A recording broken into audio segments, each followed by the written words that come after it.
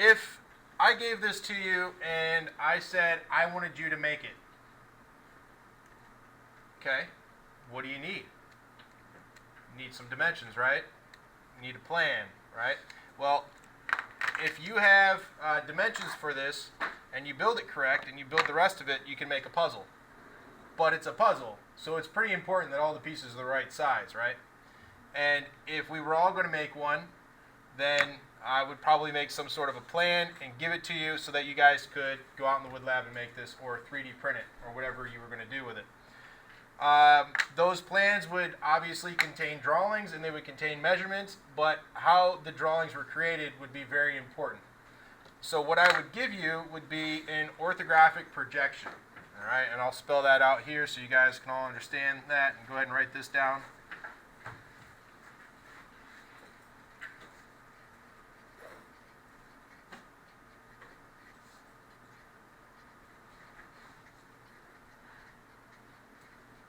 Okay, so I would give you an orthographic projection of each one of these pieces. All right.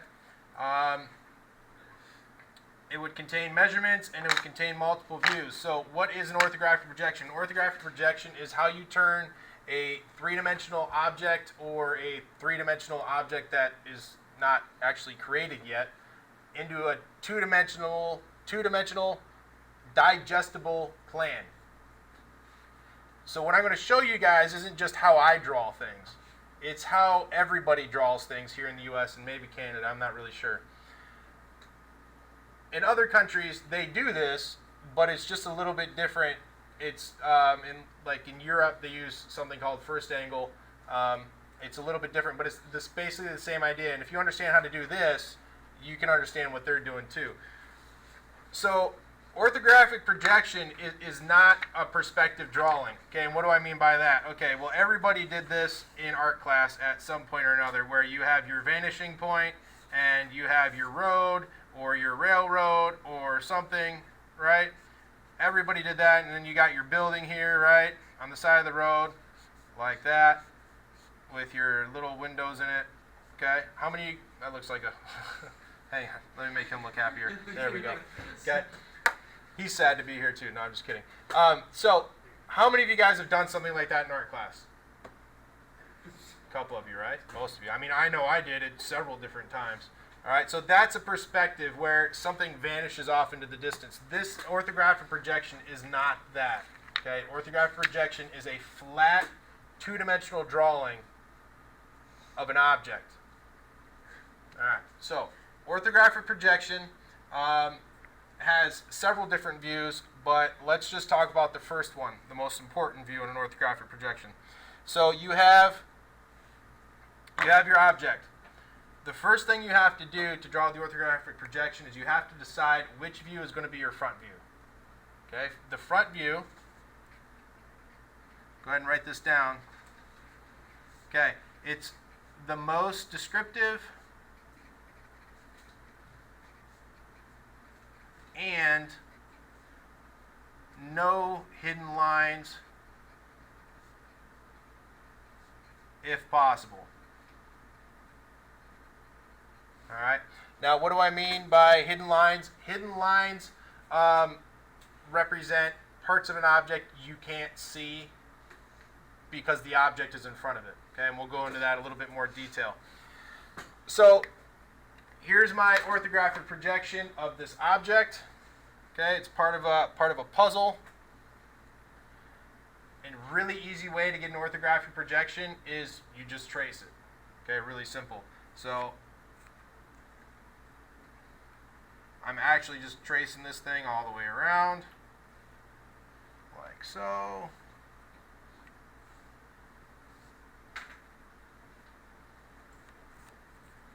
Okay, that's my front view. That's what my front view would look like for this. Oh, right. So let me darken that in so you guys can. Okay, so that's the front view for my object. I'll use red this time.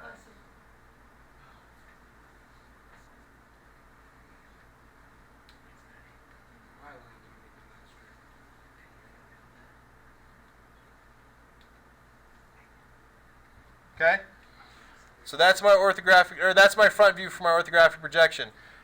what that shows is the front surface of the object. Okay, it doesn't show the sides or the top or anything. There's no perspective to this, so there's no dimension, like third dimension. Okay, we're not doing this. Okay, all we're seeing is one side.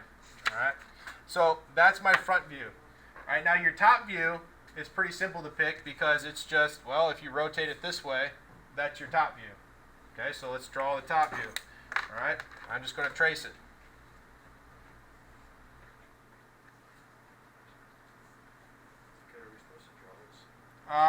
Yeah, it doesn't have to be perfect. Just throw it on paper real easy, just real quick. It doesn't have to look real great or nothing. Okay, so that's my top view without hidden lines.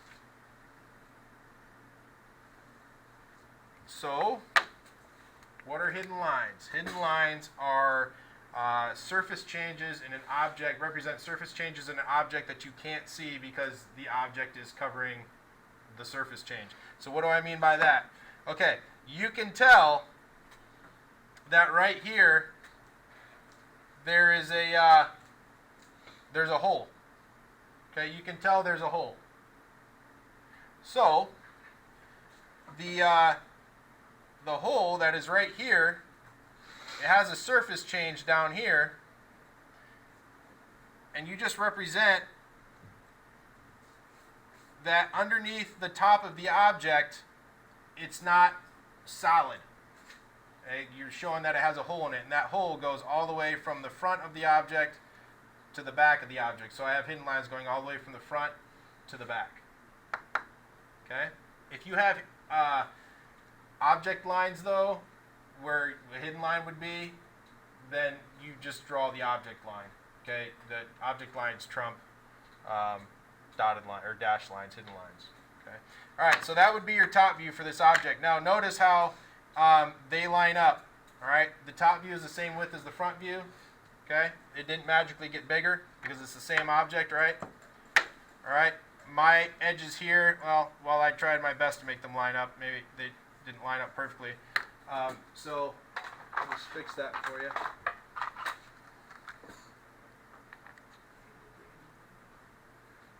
There we go. Okay, you see how that hole lines up with the dashed lines that represent it? All right, right side view. Okay, what do you do for the right side view? Well, if you're looking at the right side of the object, you just flip it around. Boom, there it is. Okay, I'll trace it.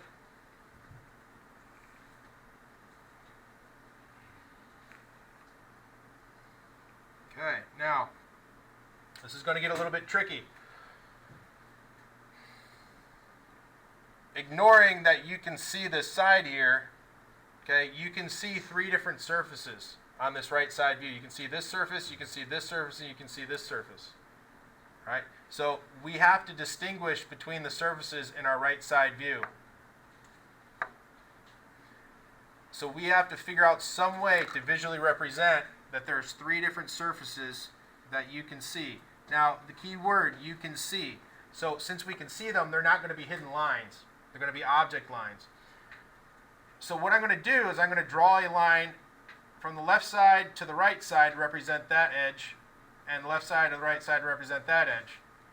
And they will line up with those edges on the other side. Okay, there's no hidden lines on this. There's no hidden lines on the right side view. Okay, you guys got it? Cool. Let's do one more. All right. So let's do the other part of the puzzle. All right, so here's this part of the puzzle. Hopefully I got enough room. Let's just switch pages here, okay? All right. So, draw the front view for this one. Just going to trace it.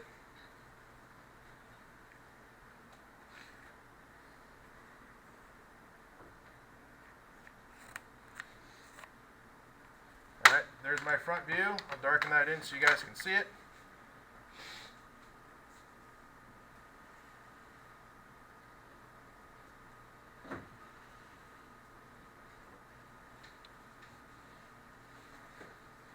Okay, there's my front view. Okay, I would say that's a pretty descriptive view of this part, right? I mean, I think if you're looking at it like that and you drew that as the front view, it wouldn't be very descriptive of what the part. You wouldn't have a really good idea what it looked like, would you? Same thing for that edge. You wouldn't really have a real good idea what that object looked like. That, though, on the other hand, that's a pretty good representation of what the part looks like, right? Okay, so there's my front view. All right, let's do my top view. Okay, again, I'm just going to trace it.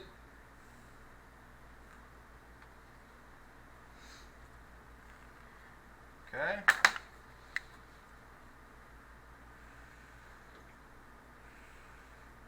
Am I missing anything?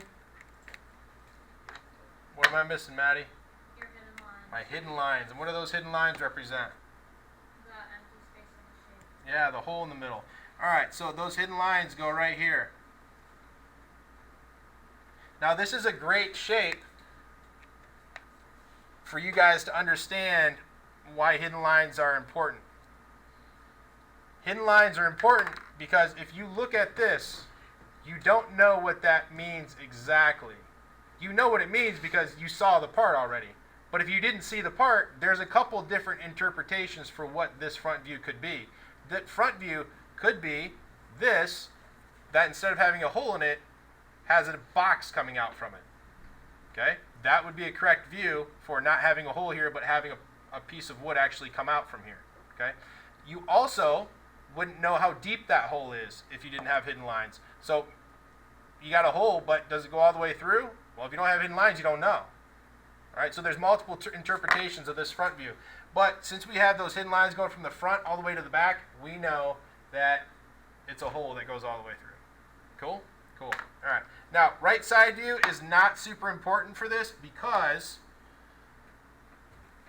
the front view and the top view fully describe the part. There's really no need for a right side view. Now, you can do a right side view or a top view. It doesn't matter which one you pick. Actually, I generally draw a right side view and not a top view in the case where I don't need a top and a right. I usually just draw the right because it fits better on the paper because we usually draw things with the paper in landscape. So this top view is kind of redundant and vice versa with the right side view. Okay? All right, so I want to show you guys something. All right, now check this out. If I take this paper here and I draw a 45-degree angled line coming out of the upper right-hand corner of my front view, okay, that's called our miter line. Okay. If I draw a line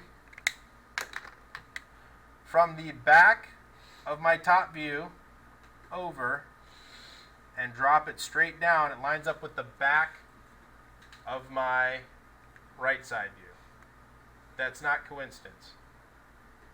Okay? Same thing with the front of my top view. It lines up with the front of my right side view. Not coincidence. Okay?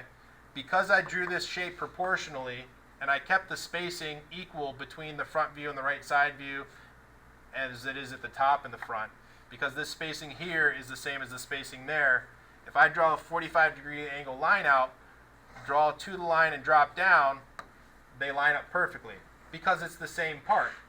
Okay? So the front view and the top view, they share the same width. Okay? Share width. Okay, the front view and the right side view share the same height. But the top view and the right side view share the same depth.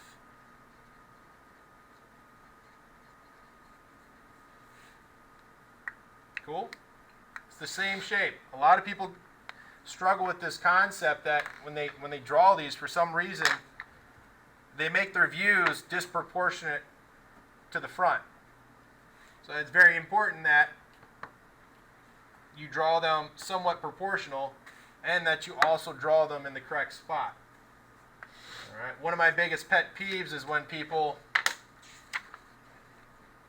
draw a front view of an object and then they put their top view down here and then they draw their right side view over here. The top goes on the top, the right goes on the right, and the front goes in the front, and that makes sense, right? Okay, but they're like, oh, well, I'll just go like this, you know, like that. Or maybe they might label it, okay, well, this one's my front, and this one's my top, and this one's my right. Like, nah, it don't work that way. You got to redraw it. Okay, I make you redraw them. It's very important for those to go in the right spot. Doesn't matter if you understand it. What matters is that someone else understands it and that it's easy to understand. Because the purpose of this is for communicating between people. This is how engineers create things and distribute them to the people that build them, is through orthographic projection. All right, if the engineers, if they, well, okay, I take that back. Some engineers, and some of the best things they design are produced on napkins, and then they're given to draftsmen who then create them in CAD, who then give the plans to the people that make them. Okay, but somewhere along the line between the engineers and the people that make the things, they actually need to go into some sort of a universal way to communicate ideas, and this is how we do it here in the U.S. All right? Cool. So there are other views, and so I just want to show you guys something. So this is called the glass box theory. All right, so what is the glass box theory? Well, the glass box theory is if you take a glass box, and this isn't glass, it's actually plexiglass. It's my old cover from my old Mod T 3D printer, but that broke. So what do you do with a glass box? Well, I'm going to take this object that we drew earlier, and what I'm going to do is I am going to draw the projections of that object onto the face of the box. All right, so I'm going to take a dry erase marker, and I am going to, and this is going to be hard with my camera in my way, but I'm going to do my best.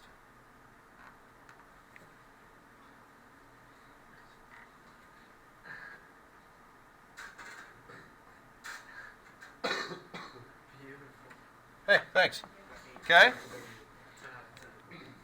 Thank you. So, that's the top view, right? So, it's the top of the box. That's the top view. Now, here in the front, what I'm going to do is I'm going to draw this.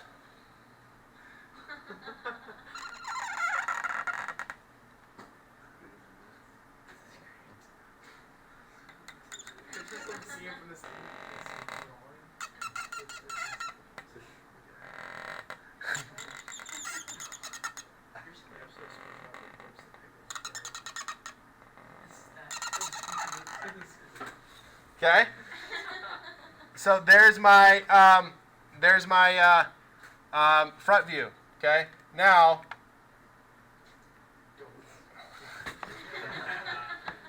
I got this handle here in the way, and I forgot to position this so that handle wouldn't be in the way. But oh well, I'll remember next year. Okay, so that is my right side view. I'm sorry, it would be my left side view. I can't turn the camera to catch the right side view, but essentially it would be the same thing, right? All right, and then of course you got the back side view here. Behind the scenes. Yeah. Just sees you. Ah! Nah.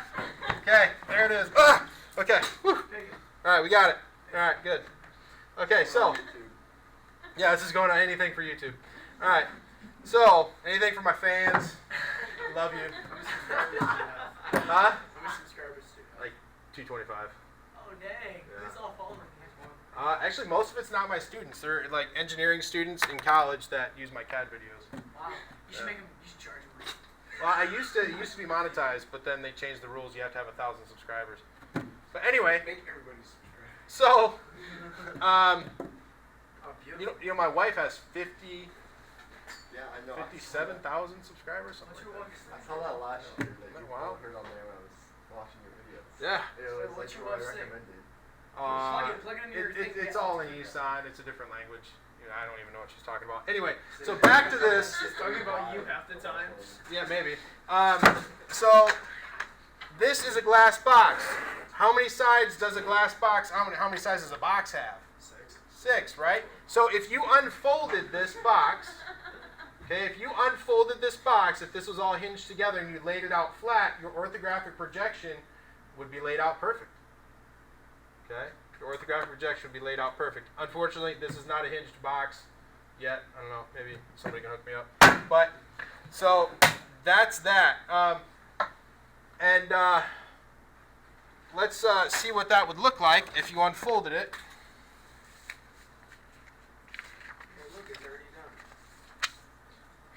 done. Well, let's change colors. Purple. New color. Okay, so glass box theory. Should we write this down too? Pretty sure I spelled that wrong. Anyway, so yeah, write this down. So if you unfolded that box, it would look like this. There's your front view. Okay? Here's your top view. Here's your bottom view. Here's your right side view. Left side view. And your back view. Okay? That's what that would look like if you unfolded that glass box. Okay, and that's the glass box theory. So the glass box theory is just a way to help you mentally visualize how an orthographic projection would be laid out.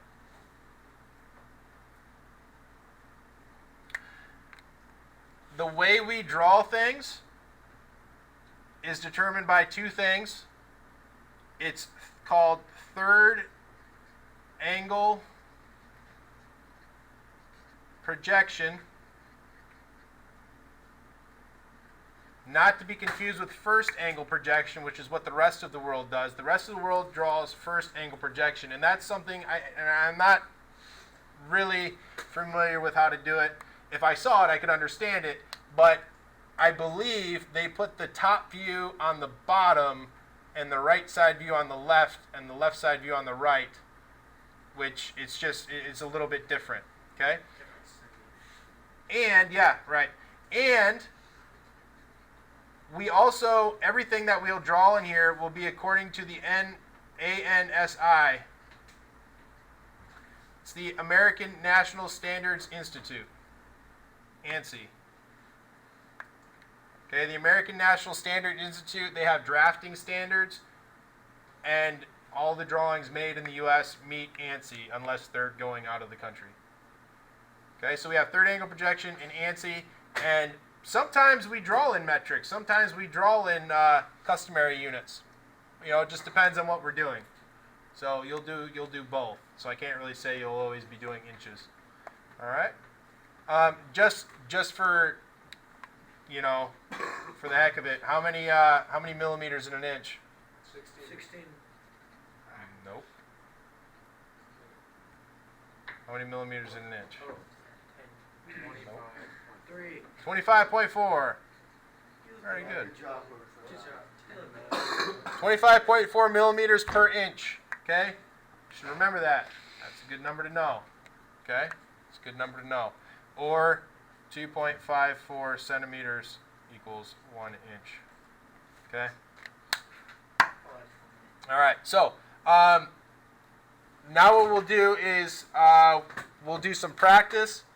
I have worksheets on EDU 20, so go ahead and get on EDU 20.